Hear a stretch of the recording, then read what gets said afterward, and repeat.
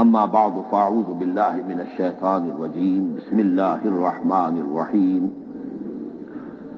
حامیم والکتاب المبین انا جعلناہ قرآنا عربیا لعلکم تعقلون وقال تبارک وتعالی کما ورد فی سورۃ یوسف علیہ الصلاۃ والسلام الف لام را تلک آیات الکتاب المبین انا انزلناہ قرآنا عربیا لعلکم تعقلون وقال عز وجل كما ورد في سورة الزمر قرآنا عربيا غير ذي عوج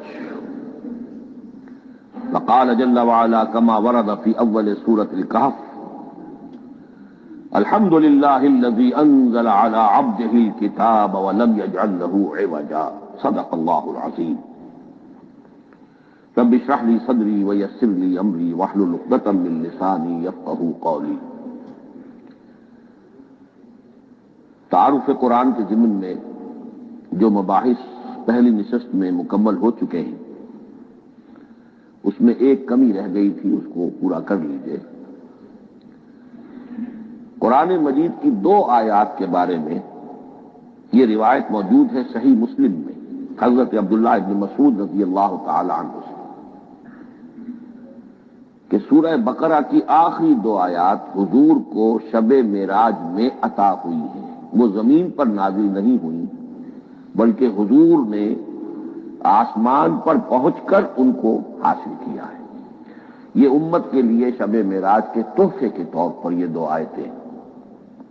آمن الرسول بما انزل الیہ من ربہ والمؤمنون کل آمن باللہ وملائکتہ وکتبہ ورسلہ لا نفرق بین احد من رسلہ وقالوا سمعنا واطعنا غفرانک ربنا والیک المصیر۔ پھر آخری آیت جس میں طویل ترین دعا ہے۔ یہ 2 آیات جو ہے مستثنا کر لیجئے تو باقی جو ہے قرآن مجید وہ پھر پورا حجاز میں زمین پر نازل ہوا ہے محمد رسول اللہ صلی اللہ علیہ وسلم کے قلب مبارک پر۔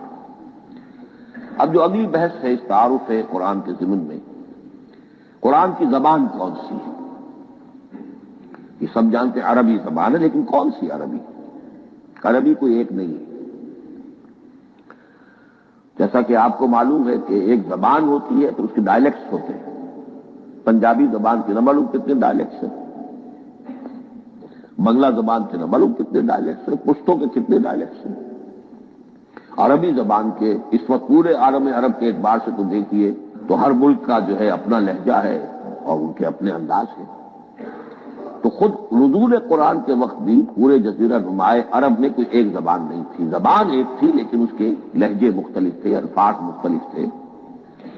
تو یہ جان لیجئے کہ قرآن نازل ہوا ہے حجاز کے بادیہ نشینوں کی زبان میں۔ وہ اصل عربی زبان حجازی قوم سمجھتی تھی، شہری زبان نہیں، دیہاتی زبان۔ یعنی کہ شہروں میں دوسرے ملکوں کے لوگ آتے جاتے رہتے تھے، خاص طور پر مکہ مکرمہ جو ہے وہ تو چونکہ ایک بہت بڑا تجارتی مرکز تھا۔ لإلاف قریش إلافهم رحلة الشتاء والصيف فليعبدوا رب هذا البيت۔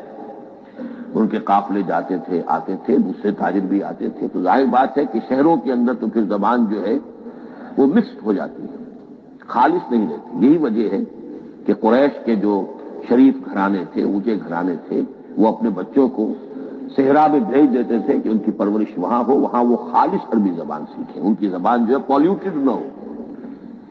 تو بادیہ نشین حجاز کے، نجد کے نہیں، حجاز کے بادیہ نشین، ان کی زبان میں قرآن نازل ہوا ہے۔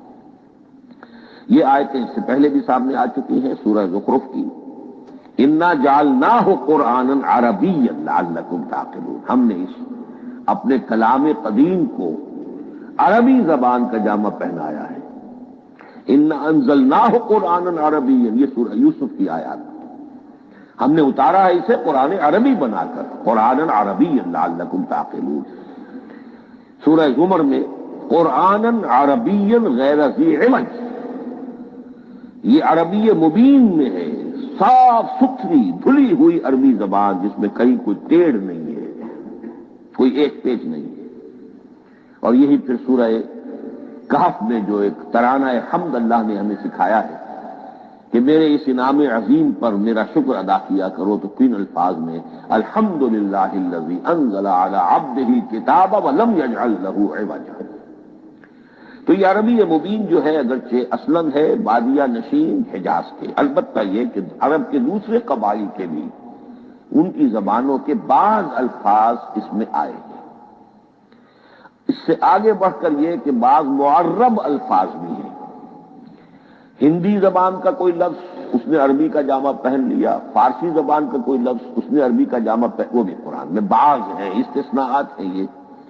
جیسے سنگ گل، یہ فارسی زبان کا لفظ ہے، سنگ گل، وہ سجیل بن کر قرآن مجید میں آ گیا ہے، حجارۃ من سجیل، یہ جو الم تر کیف فعل ربک باصحاب الفیل سورہ فیل میں سنگ گل کا سجیل بنا۔ اس طرح کے کچھ اور الفاظ بھی ہیں، لیکن یہ سمجھیے کہ ایکسیپشنز پروو دی رول، یہ استثناءات ہیں، قاعدہ اپنی جگہ پر قائم رہے گا کہ یہ حجاز کے بدو بادیہ نشینوں کی جو زبان تھی اس میں قرآن نازل ہوا ہے۔ اس قرآن کے بارے میں، اس کی زبان کے بارے میں جو چند پہلو سامنے رہنے چاہیے، فصاحت اور بلاغت کی معراج،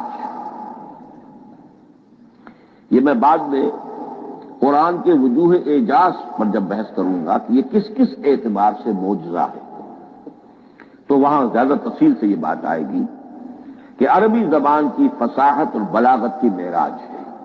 آپ کو معلوم ہے کہ آج بھی دنیا میں یہودی بھی ہیں جن کی مادری زبان عربی ہے، عیسائی بے شمار ہیں جن کی مادری زبان عربی ہے، ان کے ہاں بھی عربی ادب کی چوٹی کی کتاب جو پڑھائی جاتی ہے وہ قرآن ہے۔ یہ انہیں ماننا پڑتا ہے کہ عربی ادب کی جو آخری کتاب ہے، چوٹی کی کتاب ہے، وہ یہی ہے۔ یہودی بھی پڑھائیں گے، جیسے آپ انگریزی زبان پڑھنی ہے سمجھنی ہے تو شیکسپیئر کے بغیر آپ کیسے سمجھیں گے؟ اب وہ تو ایک سٹینڈرڈ ہے۔ اسی طریقے سے یوں سمجھیے کہ عربی زبان عربی ہونے کے اعتبار سے کلام اللہ ہونا اس پر ان کا ایمان نہیں ہے، لیکن یہ کہ عربی زبان کے اعتبار سے اس کی فصاحت اور بلاغت کا لوہا وہ مانتے ہیں۔ پھر اس میں خاص ملکوتی غنا ہے، ڈیوائن میوزک، صوتی آہنگ ہے، عذوبت ہے، مٹھاس ہے۔ لاہور میں ایک صاحب ہیں جو پروفیسر ہیں فونیٹکس کے پنجاب یونیورسٹی میں، وہ کہتے ہیں میں ثابت کر سکتا ہوں کہ جتنے بھی آج دنیا میں اصول ہیں صوتی، یہ خود اپنی جگہ ایک بہت بڑی سائنس ہے، اس کے اعتبار سے میں ثابت کر سکتا ہوں کہ بلند ترین موسیقی قرآن مجید ہے، ملکوتی غنا۔ اسی لیے قرآن مجید کو اچھی سے اچھی آواز میں پڑھنے کی تاکید آئی ہے۔ زینوا القرآن باصواتکم، قرآن کو اپنی آوازوں سے مزین کرو۔ اسی طریقے سے من لم یتغن بالقرآن فلیس منا، جو قرآن مجید کو اچھی سے اچھے طریقے پر پڑھنے کی کوشش نہیں کرتا وہ ہم میں سے نہیں ہے۔ اسی طرح کے واقعات بھی ہوئے ہیں۔ حضرت ابو موسیٰ اشعری رضی اللہ تعالی عنہ، وہ بہت خوش الحان تھے، تو ایک روز حضور سفر رات کے وقت کہیں گشت پر تھے، جا رہے تھے ان کے مکان کے قریب سے، تو وہ اس وقت رات کی نماز میں قرآن پڑھ رہے تھے، تو حضور وہاں کافی دیر تک کھڑے ہو کر سنتے رہے۔ ظاہر بات ہے کہ اس وقت کے مکان کیا ہوتے تھے، ایک ایک اجرا ہوتا تھا، یہ کوئی کئی کنال کی کوٹھیاں تو نہیں ہوتی تھی کہ کیا پتہ چلے ان کے اندر کیا ہو رہا ہے۔ وہ تو حضرت ابو بکر کے مکان کے پاس سے گزرتے تھے تو ان کی تلاوت سنتے تھے، حضرت عمر کے مکان کے قریب سے گزرے ان کی تلاوت سنی۔ حضرت عمر بلند آواز میں پڑھتے تھے، حضرت ابو بکر بڑی پست آواز میں پڑھتے تھے۔ حضور نے پوچھا کہ تم ایسا کیوں کرتے ہو؟ حضرت عمر نے کہا میں اس لیے کرتا ہوں، زور سے پڑھتا ہوں کہ شیطان بھاگ جائے۔ حضرت ابو بکر نے عرض کیا کہ میں اس لیے پڑھتا ہوں کہ جس کو میں سنا رہا ہوں وہ سنتا ہے، اس کو بلند آواز کی ضرورت نہیں۔ حضور نے کہا کہ ابو بکر تم ذرا اونچی کر لو آواز، اور عمر تم ذرا پست کر لو، ایوریج میں لے آؤ۔ تو بہرحال یہ معاملہ حضور کا صحابہ کے ساتھ ہوتا تھا۔ تو ابو موسیٰ اشعری رضی اللہ تعالی عنہ کی جب قرات آپ نے سنی تو اگلے روز جب ملاقات ہوئی فجر میں، تو آپ نے تحسین فرمائی ان الفاظ میں، یا ابا موسیٰ انک قد اوتیت مزمارا من مزامیر آل داود، اے ابو موسیٰ تمہیں تو اللہ نے آل داؤد کے سازوں میں سے ایک ساز عطا کیا ہے، یعنی حضرت داؤد کے گلے میں جو ساز تھا، خوش الحانی تھی، ان کی آواز نہایت خوبصورت تھی۔ تو اسی طریقے سے اب وہاں کوئی مزمار سے مراد وہ نہیں ہے، آلات موسیقی نہیں، گلے میں جو اللہ تعالیٰ نے رکھا ہے۔ تو انک قد اوتیت مزمارا من مزامیر آل داؤد۔ ایک آخری بات یہ نوٹ کیجئے کہ قرآن مجید کا عظیم ترین احسان ہے عربی زبان پر۔ یہ یوں سمجھیے کہ ایک ستون کی طرح اس زبان کو ٹھہرا دیا ہے، اس کو سٹیبل کیا ہے قرآن مجید۔ آج بھی پوری دنیا میں جسے عرب کہتے ہیں فصیح زبان، لغہ فصحی، وہ ایک ہے، وہ قرآن ہی کی ہے۔ زبانیں بدلتی رہتی ہیں۔ اردو 300 سال پہلے کی دکن میں جب شروع ہوئی، وہ آج آپ پڑھ بھی نہیں سکیں گے وہ کیا اردو تھی ولی دکنی کی۔ پھر وہ کیا اس نے روپ بدلے ہیں، اب وہ اردو کس شکل میں ہے، فارسی کن کن شکلوں میں رہی ہے، مختلف انگریزی کتنی شکلیں بدل گئی ہیں، لیکن عربی قائم ہے۔ اس کے لیے جیسے کہ قرآن مجید میں آتا ہے کہ ہم نے پہاڑ زمین میں گاڑ دیے اس کو سٹیبلائز کرنے کے لیے، ان تمید بکم، تمہیں لے کر زمین ایک طرف کو جھک نہ جائے۔ تو جس طرح یہ پہاڑ جو ہیں سٹیبلائزنگ ایفیکٹ رکھتے ہیں اس زمین کے لیے، اسی طریقے سے قرآن سٹیبلائزر ہے عربی زبان کا۔ اس کے اندر جو ایک ٹھہراؤ اور جماؤ پیدا کیا ہے، یہ قرآن مجید کا احسان عظیم ہے۔ تعارف قرآن کے ضمن میں اگلی گفتگو، قرآن کے اسماء و صفات۔ عربوں کا ایک خاص ذوق تھا، اور ظاہر بات ہے کہ اللہ تعالیٰ نے جب قرآن نازل کیا ہے تو عربوں کے ذوق کو بھی مد نظر رکھا ہے۔ ان کا ذوق کیا تھا؟ جس چیز سے انہیں محبت ہوتی تھی اس کے وہ بہت سے نام رکھتے تھے۔ گھوڑے کے لیے ہزاروں لفظ مل جائیں گے آپ کو، شیر کے لیے 5000 الفاظ مل جائیں، تلوار کے لیے 5000 الفاظ مل جائیں، یعنی اس شے کی جو بھی صفت ہے اس صفت کے اعتبار سے ایک نام، کوئی اور صفت ہے اس صفت میں ایک اور نام، تو وہ صفاتی نام۔ اب جیسا کہ آپ کو معلوم ہے اللہ کے 99 نام صفاتی تو ہے نا، اللہ کی ایک صفت دوسری صفت، اسی کے اعتبار سے اس کے نام ہیں۔ قرآن مجید کے اسماء علامہ جلال الدین سیوطی رحمۃ اللہ علیہ نے 55 شمار کیے، لیکن وہ بھی مکمل نہیں ہے لسٹ، اس لیے کہ اس میں ایک اہم نام برہان یہ شامل نہیں ہے۔ ان میں سے جو اہم اسماء ہے میں آپ کو سنا دیتا ہوں۔ القرآن، جس پر گفتگو بعد میں ہوگی، اس لیے کہ سب سے زیادہ ایک رائے یہ ہے کہ یہ تو اس میں جامد ہے، اس میں علم ہے قرآن کے لیے، پراپر ناؤن ہے۔ الکتاب، الذکر، الہدی، النور، الفرقان، کلام اللہ، الوحی، روحا من امرنا۔ پھر اس کی صفات کے اعتبار سے الکریم، الحکیم، العظیم، المجید، المبین، رحمہ، العلی، بصائر، بشرا، بشیر، نذیر، عزیز، قرآن عزیز، بلاغ، بیان، احسن القصص، احسن الحدیث، موعظہ، شفاء، مبارک، مہیمن، قیم، مثانیہ، متشابہ۔ یہ میں نے آپ کو 23 نام بتائے ہیں، لیکن یہ کہ علامہ جلال الدین سیوطی نے 55 لکھوائے۔ لیکن جو بحث دلچسپ ہے وہ یہ ہے کہ جو اس کے لیے لفظ القرآن ہے، اس کے معنی کیا ہے اور یہ کس مصدر سے، کس مادے سے یہ لفظ بنا ہے۔ ایک رائے تو یہ ہے کہ یہ اس میں جامد ہے، یہ مشتق نہیں ہے، کسی مادے سے نکلا ہوا نہیں ہے۔ اور یہ بھی آپ نوٹ کر لیجئے، اللہ کے اسماء میں سے بھی ایک نام کو سمجھا جاتا ہے، وہ مشتق نہیں ہے، اس میں جامد ہے، اس میں علم ہے، اور وہ ہے اللہ۔ باقی سارے نام صفاتی ہیں، ایک نام، اس لیے اس میں ذات کہتے ہیں، تو اس میں ذات۔ لیکن یہ رائے متفق علیہ نہیں ہے، یہ کچھ لوگوں کی رائے ہے۔ ایک رائے یہ بھی ہے کہ یہ بھی اس میں علم نہیں ہے، یہ بھی مشتق ہے الہ سے۔ جیسے حکیم، یہ صفت ہے، الحکیم یہ اللہ کا نام ہو گیا۔ الہ، ایک معبود، الالہ معبود برحق، الالہ وہ اللہ بن گیا، ایک رائے ہے۔ لیکن یہی اسی طریقے سے نوٹ کیجئے کہ قرآن مجید کے بارے میں بھی ایک رائے ہے کہ القرآن اس کا اسم علم ہے، پراپر ناؤن ہے، یہ جامد ہے، یہ مشتق نہیں ہے، کسی اور مادے سے نکلا نہیں۔ لیکن جو اکثریت کی رائے ہے، جس پر تقریباً اجماع ہے، وہ یہ ہے کہ نہیں، یہ اس میں جامد نہیں، اس میں مشتق ہے۔ لیکن پھر دو رائے ہیں کہ مادہ کیا ہے۔ ایک قرن، قاف را نون، اور ایک قرا، قاف را حمزہ، یہ دو مختلف مادوں کے بارے میں رائے ہے کہ قرآن ان سے نکلا ہے۔ قرن کہتے ہیں کسی چیز کا قریب ہو جانا، جڑ جانا، مل جانا۔ یہ حج کی جو تین شکلیں ہیں، حج تمتع ہے، حج قران ہے، اور حج افراد ہے۔ قران کیا ہے؟ ایک ہی احرام میں عمرہ بھی اور حج بھی دونوں کو جمع کر لیا جائے تو یہ حج قران ہے۔ اسی سے قران الصعدین کا لفظ استعمال ہوتا ہے۔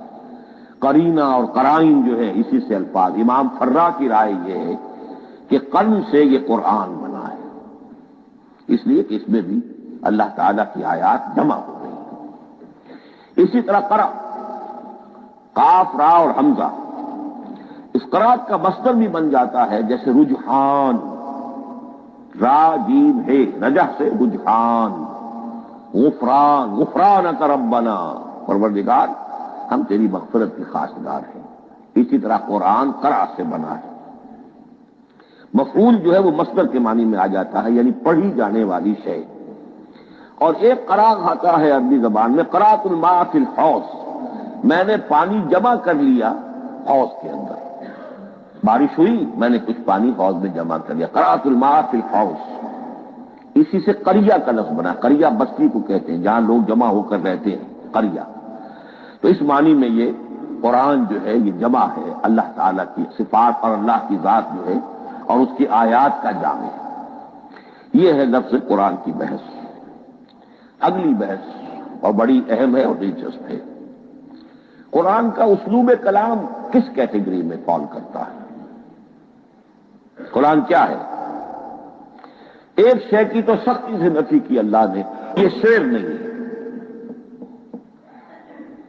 وما علمناہ الشعر وما ينبغی لہ، سورہ یاسین۔ ہم نے شعر تو انہیں سکھایا ہی نہیں، محمد رسول اللہ کو صلی اللہ علیہ وسلم، اور وہ شعر ان کے شایان شان بھی نہیں۔ شاعروں کے بارے میں سورہ شعراء میں چونکہ بالعموم شاعروں کے بارے میں جو بات کہی گئی ہے، وَالشُّعَرَاءُ يَتَّبِعُهُمُ الْغَاوُونَ أَلَمْ تَرَ أَنَّهُمْ فِي كُلِّ وَادٍ يَهِيمُونَ إِنَّهُمْ يَقُولُونَ مَا لَا يَفْعَلُونَ إِلَّا الَّذِينَ آمَنُوا۔ استثناء تو ہے کہ اچھے لوگ بھی ہوتے ہیں، لیکن اکثر و بیشتر شعراء کا معاملہ یہی ہے، کیونکہ پیروی کرتے ہیں وہی لوگ کہ جو حد سے گزرنے والے ہوتے ہیں، لاؤبالیانہ انداز والے لوگ، غیر سنجیدہ لوگ پیروی کرتے ہیں۔ خود وہ بھی زمین و آسمان کے کلابے ملاتے ہیں، کبھی ادھر کی بات کبھی ادھر کی بات۔ اور تیسری بات یہ کہ عام طور پر جو کہتے ہیں وہ کرتے نہیں ہیں، انہم یقولون ما لا یفعلون۔ تو یہ شعر کی تو نفی کی گئی ہے قرآن مجید، جیسا کہ میں نے آپ کو سنایا تھا سورہ حاقہ کی آیات، انہ لقول رسول کریم وما هو بقول شاعر، یہ شاعر کا کلام نہیں ہے۔ البتہ ایک بات نوٹ کیجئے، جسے آزاد شاعری، آزاد نظم کہا جاتا ہے، وہ میرا گمان یہ ہے، میں نے چونکہ ان چیزوں کا کوئی تحقیقی مطالعہ نہیں کیا ہے، کہ شاید وہ ہے ہی قرآن سے ماخوذ آزاد شاعری۔ اس میں وزن نہیں ہوتا، ردم ہوتا ہے۔ آزاد شاعری کے اندر ایک ردم ہوتا ہے، وزن نہیں ہے، ایک مصرع اتنا سا، ایک بڑا لمبا چوڑا، لیکن ردم رہے گا۔ یہ جو آزاد شاعری، بلینک ورس جس کو آپ کہتے ہیں، میرا گمان یہ ہے کہ شاید دنیا میں اس کا رواج قرآن کے بعد ہی ہوا ہو، اور قرآن مجید ہی کی نقالی میں یہ صنف جو ہے ادب کی وہ ایجاد کی گئی ہو۔ واللہ عالم، میں یہ بات دعوے سے نہیں کہہ سکتا، گمان ہے میرا۔